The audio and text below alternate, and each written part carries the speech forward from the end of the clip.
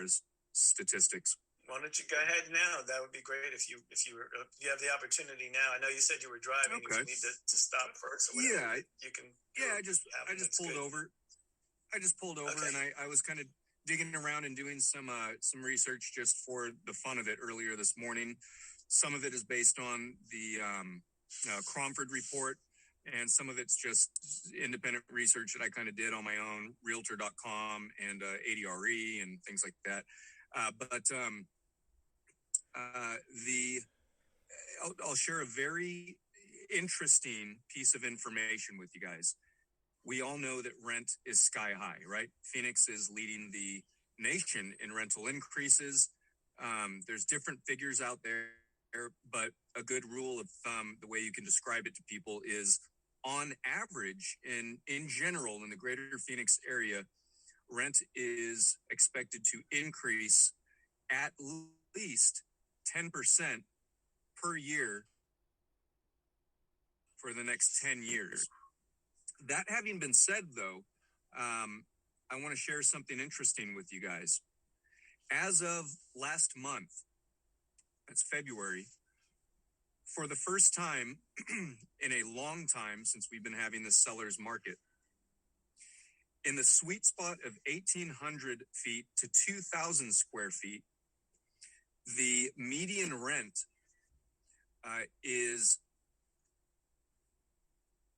it's put it this way, it's more affordable to rent than it is to buy. This whole time in the seller's market, we've been telling people it's actually cheaper to buy than it is to rent. And that is still the case in most cases. But in that sweet spot, 1,800 to 2,000 square feet, median rent is just under $2,200, $2,195. So that is slightly edged out. It is slightly more expensive on average, the median home price for somebody, their mortgage payment to buy that same type of home. So what does this mean in that sweet spot? I mean, could it be a canary in the coal mine? Could it be just a fluke thing?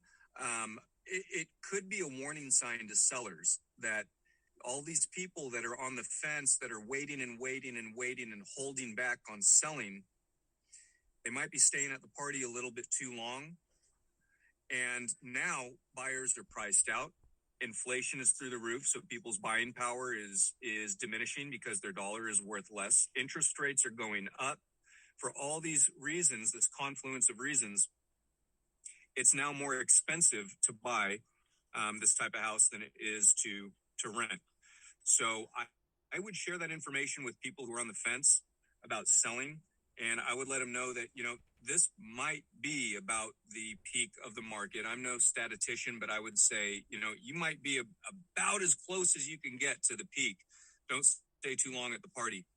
And a couple other quick things. Average Phoenix sales price. Now, average Phoenix sales price is $563,000. That's crazy. That's bonkers. And I'll just share for those of you who are in the Scottsdale market, the median Scottsdale listing price, the median, meaning 50% above, 50% below, Scottsdale listing price as of February was $849,000, basically $850,000. And one of the number one reasons, aside from out-of-towners, snowbirds, out-of-towners, and people visiting, one of the number one reasons people are choosing to stay in an Airbnb in the Phoenix area is because they need a stopgap. They need a month to 3 months of a furnished place to stay while their stuff is in storage, while they look for their home to buy after having sold a home. What does this mean? That's a great thing to mention to potential investors, maybe out-of-towners who you are talking to about buying an investment property here as a vacation rental. Because with the market we're having, even in the summer, we're having Airbnbs that are booking up almost 100%, even in the summer, because locals are renting them while they look for their next place to buy after selling. And Scottsdale is actually one of the number one Airbnb destinations in America. So just wanted to share that information that I dug up today. Excellent. Thank you, Jason. I appreciate that. To cap that off, I wanted to just a part of an announcement we have. Many of you might know that we do have winter visitors. That means they come down for the winter and they go back home right about now because the snow is melting and it's getting warmer and they need to get back to their homes and that type of thing. Here's the deal, guys. There are many of those winter visitors who are not coming back. They have made a decision. You know what? This is my last time down here, whether I'm getting a little bit older and I don't desire it anymore, or I'm ready to take advantage of the market and move that and income into my portfolio and just cancel out that home. Or I've got a couple of homes down in Arizona in different places and I'm ready to change that. So it's a great opportunity to keep your eyes and your ears open for winter visitors who are deciding, hey, I'm done, I'm finished. The other thing is there are folks who, there are some people who are,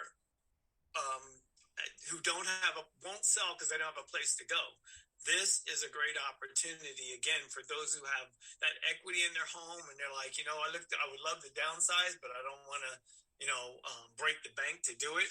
And that they have quite a bit of equity in their home that they can put into a home and maybe even buy it free and clear. But we are the catalyst. We are the ones who are going to help them get there with the information we're able to share. So again, be and pay attention to winter visitors who are going home. You may see them in some of your social settings, some of your churches, some of the activities that you're involved in. And if you know any that may even be in your neighborhood, they may own a home in your neighborhood. They may say, I'm going to say goodbye now because we're not coming back. They need to have that opportunity to be able to sell that house. And there's some as well who go away for the winter and then they decide while they're away, they're not coming back. If they have your card, who might they call first?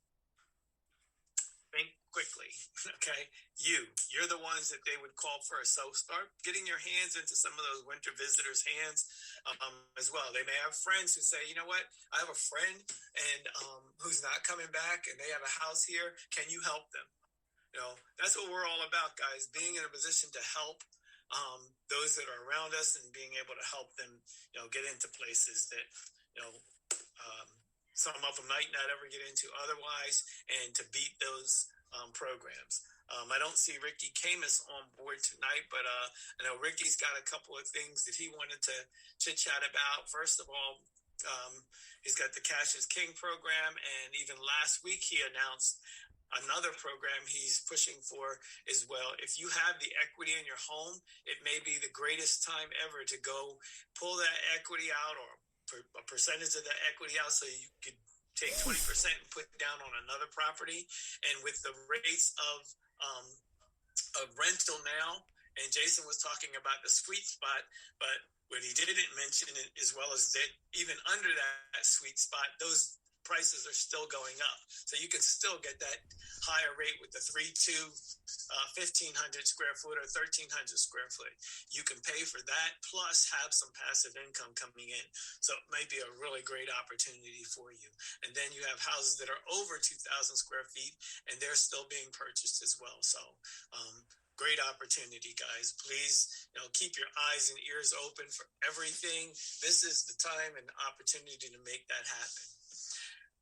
Okay, at this time, I'd like to welcome any guests that we have here tonight. Do we have any guests here, first time on the call? Just like to know who invited you and where you are in this real estate mindset. Any guests on the call? My name's Jamel. Actually was invited by Trina to come on the call and see what you guys were getting into. Really interested to see, all the great, things you guys are doing. I like the teamwork, and I like the team environment you guys going on. It's got good spirit. You guys are backing each other up. Something I hope I may be able to get into myself. So hopefully, we'll see how it goes. But I'm very optimistic, willing to put my head down, put hard work in. And Trina knows me very well. So, okay. Thanks for having me. Hey, thanks for being here. Appreciate it. And just to let you know, we are a team of collaborators. We know that we work for ourselves, but not by ourselves. We have an opportunity to set our schedule, but a part of us setting our schedule means that we are able to meet with other people who are able to set their schedule as well. And then that gives us the opportunity to nurture and bring others and to teach them. There is enough real estate out here for everyone to sell, but you need to be able to know how to do it, and we're willing to work with you as well. So thank you for being on the call. Okay, B, are you coming up?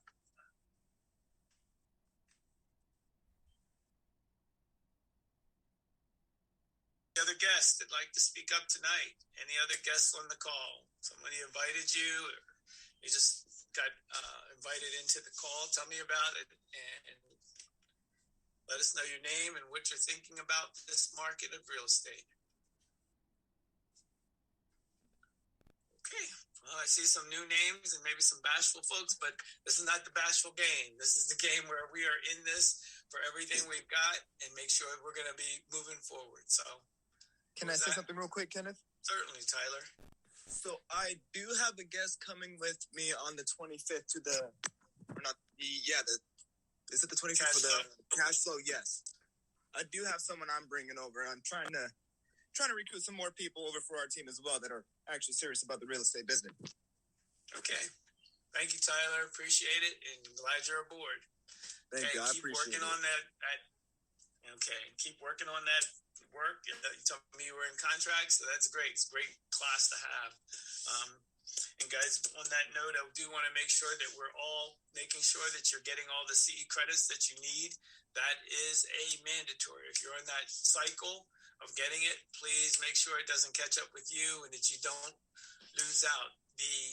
We serve the Phoenix site as well, all have classes, and many of them are free. Many of them are free and will give you those CE credits for just sitting in on it for 3 hours. As this is something that's doable, it's definitely educational, it's opportunity. It's going to give you the best up-to-date information. And so many times in it, I'll be honest, they talk about whatever the topic is, but they're telling you the current practices and the current status of the market. I was in one not too long ago when they talked about the Zillow and why Zillow is not going to crash the housing market. Ricky has spoken about it before, but it was really kind of good to sit in on one where you hear it in another way.